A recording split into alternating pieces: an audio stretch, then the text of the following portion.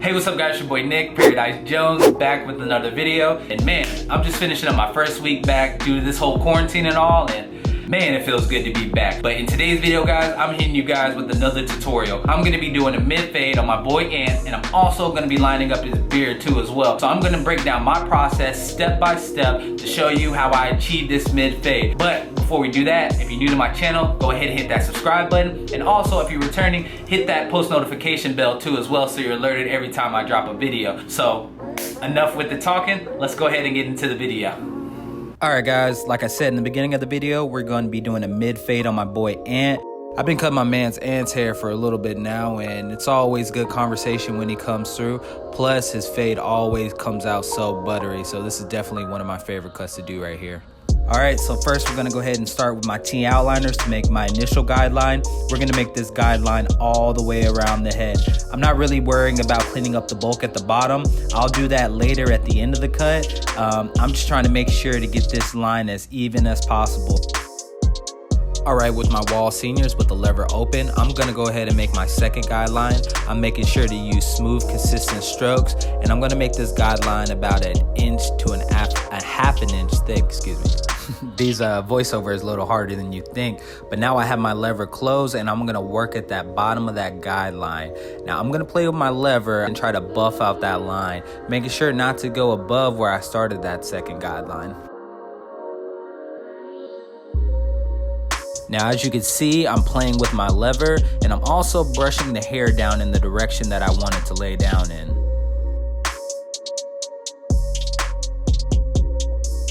With my number one guard, lever all the way open, I'm gonna go ahead and make my third guideline. Like I said, you wanna make sure this guideline is even all around, and you wanna make sure that it's about a half an inch to an inch wide.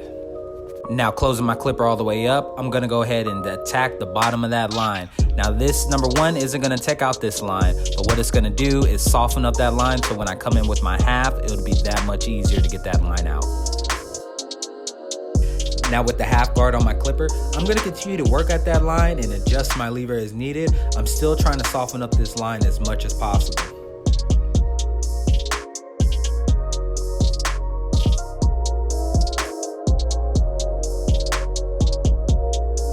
So as you can see, there's a faint little line left, so I'm going to go in with my clipper with the lever all the way open with no guard and try to take out the rest of that little line that is left behind. You may need to adjust your lever too, so don't be afraid to get in there and take out any lines that you see. This part is kind of the detail portion. Now this is my last guard that I'm going to be using, my 1.5 guard. I'm going to be using this to clear out the bulk at the top of the fade. So I'm going to go in there with my lever open and I'm going to close it and adjust it as needed.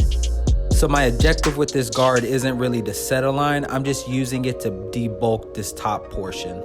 So there's still a faint little line left behind, so I'm gonna go in there with my one guard with the lever open and try to soften up that line as much as possible, still adjusting my lever.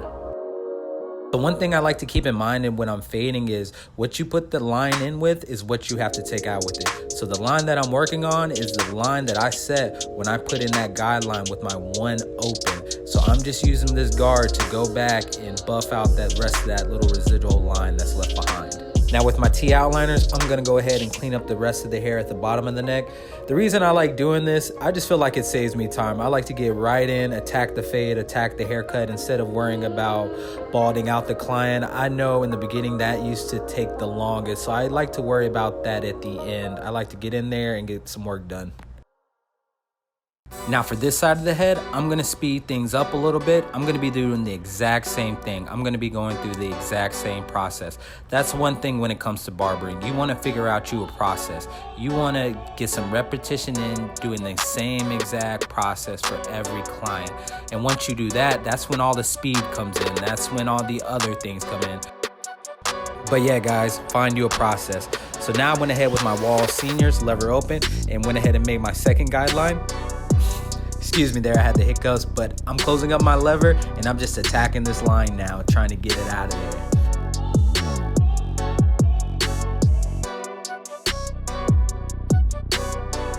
Coming in with my one guard, lever open, and I'm gonna go ahead and make my second guideline. And then I'm gonna come back behind and close that lever and start attacking that line.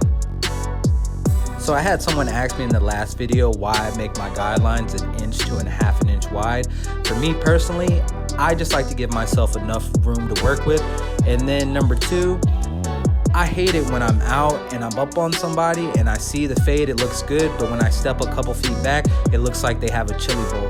I want my clients, when they're out, no matter what distance someone is from them, the haircut looks good. And nothing wrong with short blends, but that's just not how I like to do it. So I went in with my half guard. Now I have my clipper with no guard, and I'm just attacking that faint little line that's left behind. Remember, whatever you put the line in with is what you use to take it out. With my 1.5 guard lever open, I'm gonna go ahead and attack that bulk. Remember, not trying to make a line, we're just trying to debulk the top of this fade.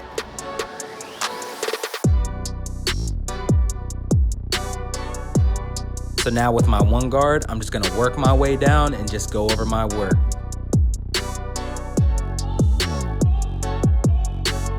Now, one thing I also like to do is I like to go with the clipper with the grain and attack the hair. That helps lay the hair down. Sometimes it's not all about fading up. Sometimes I want the hair to lay down. So now I'm just cleaning up the bulk. Easy, simple process. Like I said, you want to find you a process and you just need to stick with it. And over time, your fades will become more consistent and you'll become quicker. But find you a process to stick with it. All right, for the back, I'm gonna let you guys continue watching on, but first I want to thank you if you guys made it this far in my video, and down in the comment section let me know what kind of other haircuts might you want to see. I have a couple good ones planned. I have a kid's haircut, it's gonna be a comb over. I have a couple tapers that I want to show you guys, so just let me know down in the comment section what kind of haircuts you guys want to watch.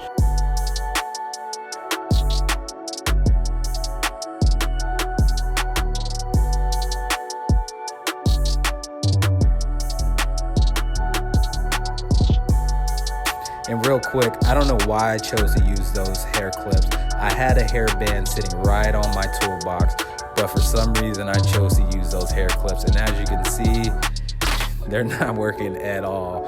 But next time, I'm definitely using my hair tie.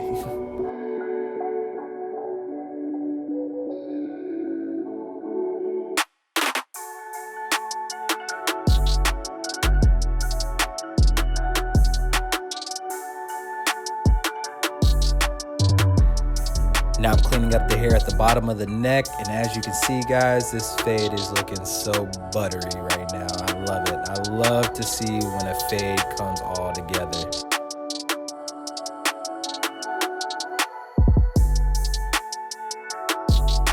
Now for his edge up, I'm gonna brush all his hair forward, and I'm gonna go in with my 1 guard. I'm just gonna knock down his front little edge up area and get it ready for me to hit it with my edgers.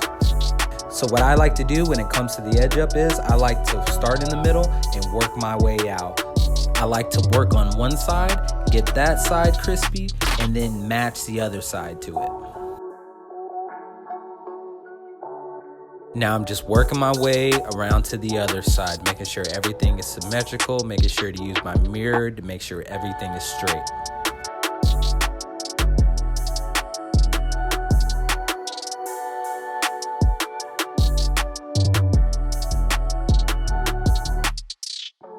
So I thought my camera was recording when I did his beard, but only got some of the footage, so I'm gonna go ahead and do this side, and I'm just trying to keep this beard as natural as possible.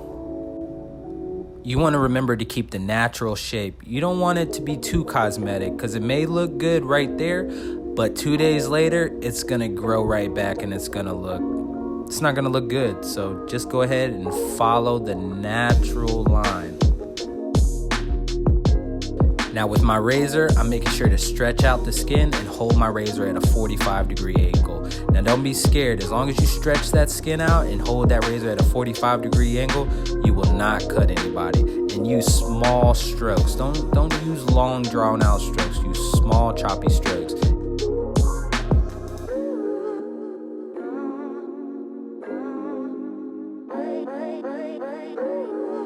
Alright guys, that's the cut. Now if you're new to my channel, go ahead and hit that subscribe button, and then also hit that like button for me. It does a lot for my channel.